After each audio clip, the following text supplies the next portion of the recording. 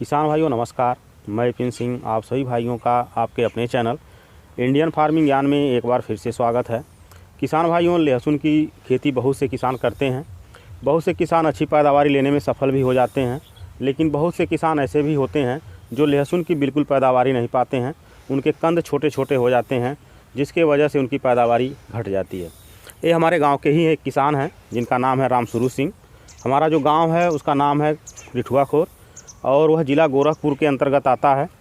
चाचा, आप लहसुन की खेती करते हैं जी, तो बहुत अच्छी पैदावारी पाते हैं जी, लेकिन वहीं ऐसे भी कुछ किसान हैं जो लहसुन की बिल्कुल पैदावारी नहीं ले पाते हैं। उनके कंद बहुत छोटे छोटे हो जाते हैं। जी। क्या कारण होता है कि उनके कंद छोटे छोटे रह जाते हैं और आपके जो लहसुन के कंद होते हैं वो काफ़ी बड़े बड़े होते हैं?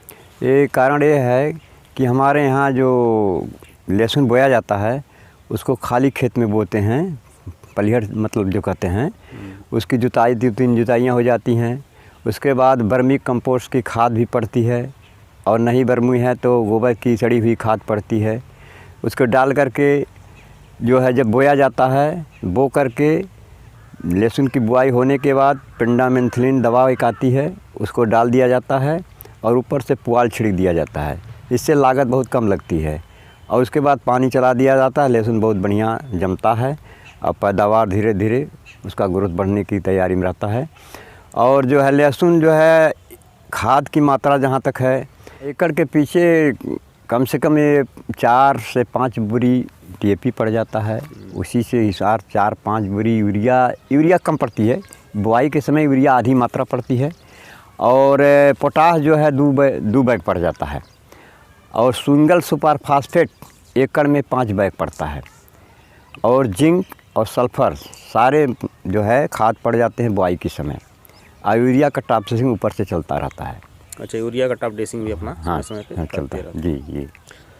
ये काफ़ी यूरिया की नाइट्रोजन ज़्यादा खर्च लेता है। अच्छा, नाइट्रोजन। हाँ, जो लहसुन है नाइट्रोजन ज़्यादा खर्च लेता है। अपने लहसुन में हम देख रहे हैं जी, पुआल भी डाले हुए। जी, देखिए जी।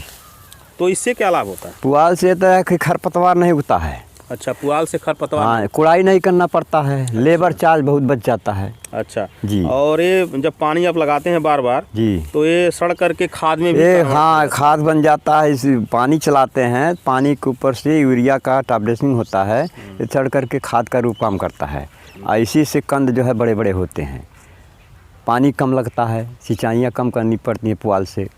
अच्छा, सिंचाई भी कम करनी पड़ती है। कम करना पड़ता है। तो बुआई के समय जो आपका लहसुन हम देख रहे हैं बहुत अच्छा है। पत्ते भी देख रहे हैं पूरा खूब हरे हैं। बहुत लोगों का लहसुन है जो है पत्ते पीले पीले हो गए हैं। जी। तो बुआई के समय इसमें आप क्या दिए थे? बुआई के समय जिंक, सल्फ़र और यूरिया और DAP सब मिलाकर, पोटाश सब मिलाकर पड़ा था। सिंगल सुपर फास्फेट भी पड़ा था। तो उसके बाद इतना देने के बाद जो है आप इसमें मतलब लहसुन की कटाई किए थे। जी। तो इसमें लहसुन की रोपाई करने के बाद जो है कितने दिन बाद इसमें पानी आप दिए थे? रोपाई करने के बाद मान लीजिए खाली पुआल डाल दिए, पेंडामेथिलिन डाल करके। रोपाई के बाद तीसरे दिन ही पानी चल जाता, कोई दिक्कत नहीं है। पौधा बहुत अच्छा जमता है और पौधे का ग्रोथ भी अच्छा होता है, कोई दिक्कत नहीं है। अगर मान लीजिए इसे नहीं कर पाते हैं तो अगर पौधा जम जाए तो 10-15 दिन 20 दिन के बाद भी पानी चल सकता है। तो जब ये लहसुन का जमाव हो जाता है जी, तो कितने दिन बाद इसमें पहला खाद देते हैं? हाँ, पहला खाद जब पहली सिंचाई हो जाती है, जमकर तैयारी, कम से कम मान लीजिए 20-25 दिन के बाद पहली खाद पड़ता है। तो पहली खाद में आप क्या देते हैं? पहली खाद में यूरिया पड़ता है, सल्फ़र पड़ता है और जिंक भी पड़ जाता है। और उसके बाद टानिक का छिड़काव हो जाता है, चमत्कार। मान लीजिए पहला खाद आप 20 से 25 दिन बाद देते हैं। जी। उसके बाद फिर कब आप हाँ, उसके बाद फिर जब सिंचाइयाँ, उसके बाद मान ली 20-25 दिन और बीतते हैं तो दूसरी जब सिंचाई होती है तब भी इसमें यूरिया का टॉपिंग करना पड़ता है। तो यूरिया देते हैं? जी। हाँ। तो ये आपकी कितने दिन की फसल है? ये हमारी 2 महीने की फसल हो गई। अच्छा, ये 2 महीने की आपकी फसल? हाँ, 2 महीने के 2 महीने ज़्यादा हो गया, 2.5 महीना मान के चलिए। अभी इतना बड़ा आपका कंद है? जी। अब ये कितना बड़ा कंद होगा? अभी ये इतना साइज में हो जाएगा कम से कम। मतलब इतना बड़ा आपका लहसुन होगा? जी। हाँ। और पत्ते भी इसके काफ़ी चौड़े? जी, अभी पत्ते बहुत बढ़ेंगे, इसके भी छोटे पत्ते हैं। अच्छा। हाँ। और फंगिसाइड के रूप में भी कुछ डालते हैं? हाँ, फंगिसाइड कार्बेंडाजिम वगैरह पड़ता है इसमें, जो है ताकि पत्तियाँ जो है पीली न पड़ें, रोग रहित रहें।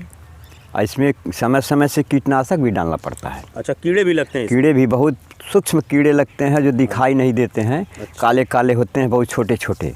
उसके लिए कीटनाशक डालना पड़ता है।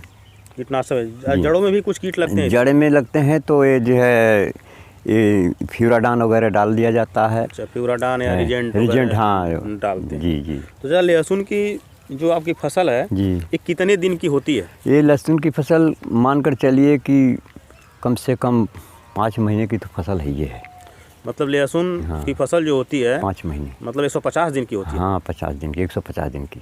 150 दिन जी, की फसल होती जी है। जी। तो अभी आपकी जो ये फसल है हाँ, ये कितने दिन की हो गई? अभी ये 2.5 महीना से कम नहीं है, 2.5 महीना से ज़्यादा चल रहे हैं और 2.5 महीना और चलेंगे ये। अभी ये 2.5 महीना हाँ जी और चलेगा जी तो इसमें जब ये फसल जब पककर तैयार होती है जी। तो आपको 1 एकड़ से कितना पैदावारी लगभग मिल जाती है? 1 एकड़ से पैदावारी मान लीजिए रेट के ऊपर निर्भर होता है, लेकिन तब भी 1 एकड़ से मान लीजिए 1 लाख 1.5 लाख भी मिल जाता है, ऐसी बात नहीं है। 1 लाख से कम नहीं होता है। अब पैदावारी की दृष्टि से देखा जाए तो कुंतल के हिसाब से कितना पैदावारी? 15 मतलब 15 या 50, हाँ कम से कम 50 कुंटल से ज़्यादा 1 एकड़ में पैदा हो जाता है। आपकी तरह से अगर कोई किसान खेती करे जी तो प्रति एकड़ वो 50 कुंतल लहसुन की 50 ले से, सकता हाँ 50 से नहीं, 50 से 60 कुंटल ले सकता है। ले सकता है। लीजिए जी। तो चाचा जी बहुत बहुत धन्यवाद आपको, आपने बहुत अच्छी जानकारी दी और आपकी जानकारी का हमारे किसान भाई बहुत अच्छा लाभ उठाएंगे। तो किसान भाई वो वीडियो अच्छी लगी हो तो लाइक ज़रूर करें। अगले वीडियो में फिर मिलेंगे, तब तक के लिए धन्यवाद।